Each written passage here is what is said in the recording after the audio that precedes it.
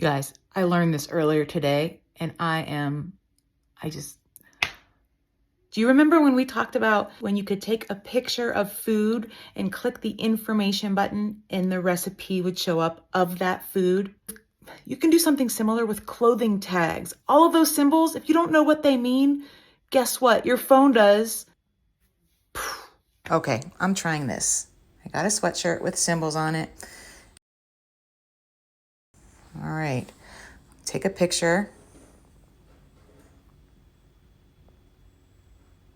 Took the picture, pulling up the picture, pressing the information button.